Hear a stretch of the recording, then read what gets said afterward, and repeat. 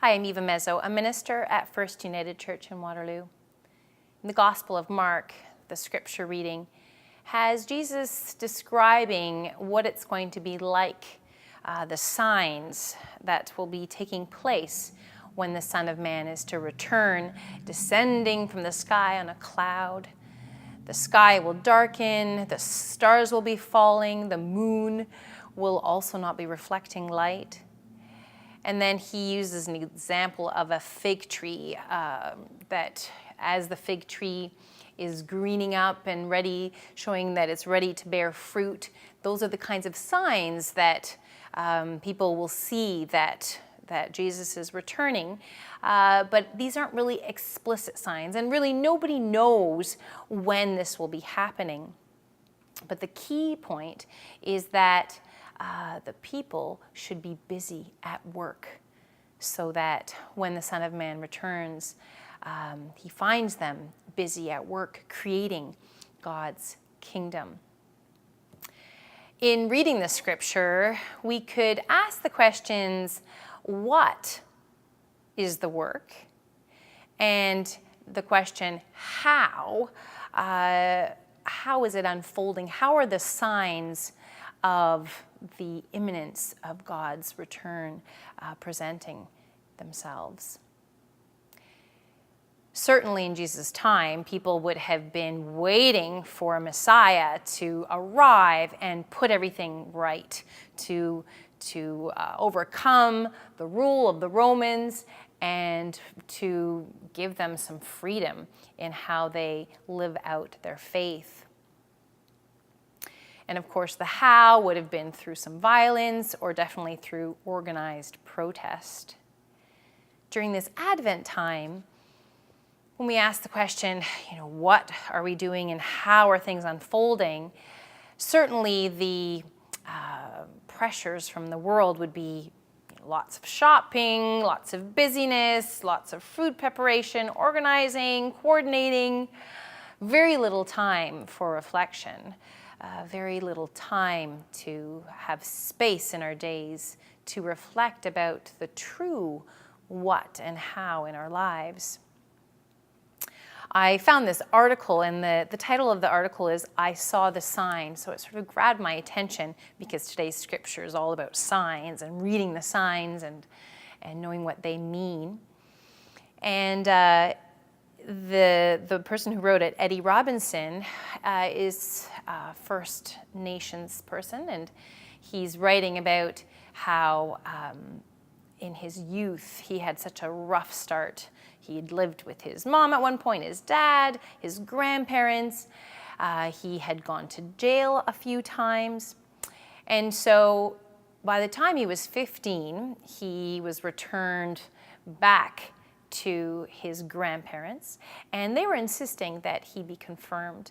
And the church they were attending was in Toronto, St. Anne's Catholic Church, and there was a First Nations spirituality component to their services.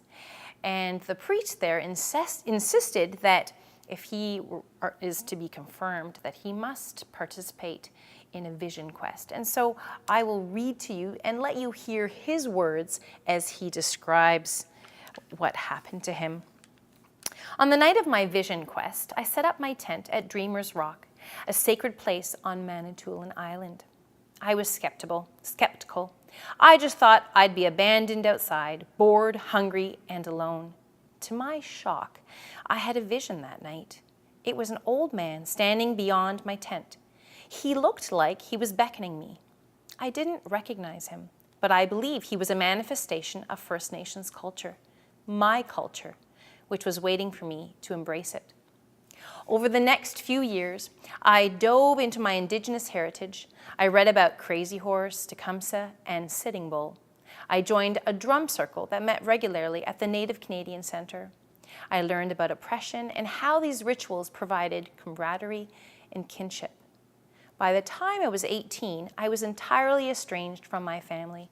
I was living in a studio apartment at Broadview and Danforth and working as a dishwasher at the Native Canadian Centre. I was poor, isolated, and depressed. Around that time, I went on my second vision quest, this one in Red Lake, Minnesota. It was a powerful experience. I was left out in the bush alone, 10 miles away from the camp, for 3 days. I had no food or water. I just had to sit up in a tree on some scaffolding and pray. It wasn't the fasting, bears or wolves I was afraid of. It was being alone with my demons that terrified me. The first night, I yelled, I screamed, I cried, and I sang. I prayed to the Creator and asked what my purpose was. I reflected on my mistakes and realized my childhood had wired me to believe that I was worthless, that I could never accomplish anything. Even though I was only there for 3 days, it felt like forever. The day after I went to the sweat lodge, there was a conductor there to make sure I was safe, but otherwise, it was just me and the fire. I stood in front of the flames and told the spirits my story. I prayed and I suffered. It was an intense, cathartic experience.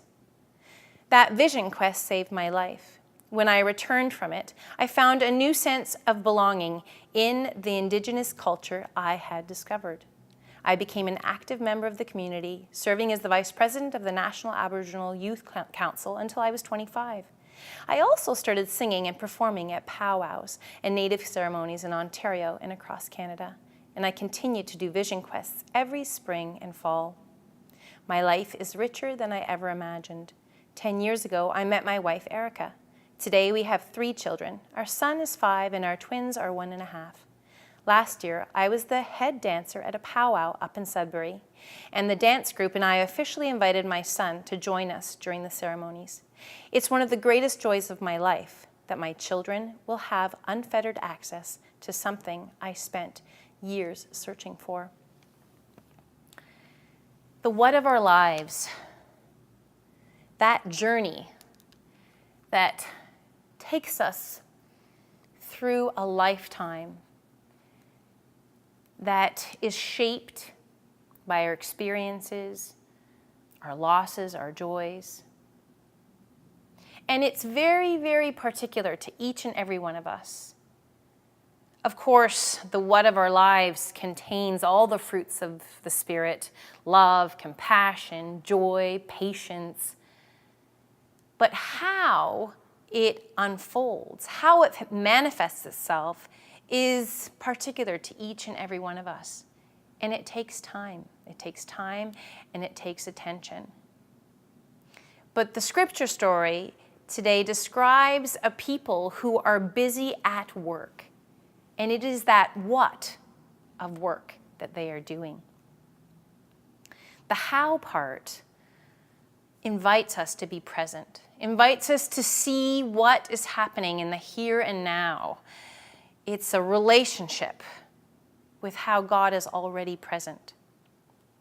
There was a camper, this person who organizes winter camping, on the radio talking about how he'd gone out camping with an elder, and he was teaching him things that he hadn't noticed before.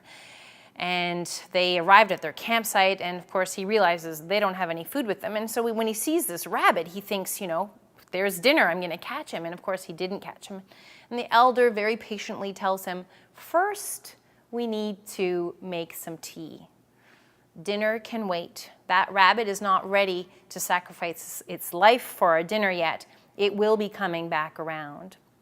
And so they went to get some ice loosened, and then they created a fire, and they boiled the water, and they made tea. 2 hours later, it was ready. And just as the tea was ready, of course, the rabbit came around again, ready to sacrifice itself for their dinner. The how is there. But it's not important to know everything about it, to know everything about the unfolding, the details of it. But the message is there, to be open to it, to be present, and to stay awake. Amen.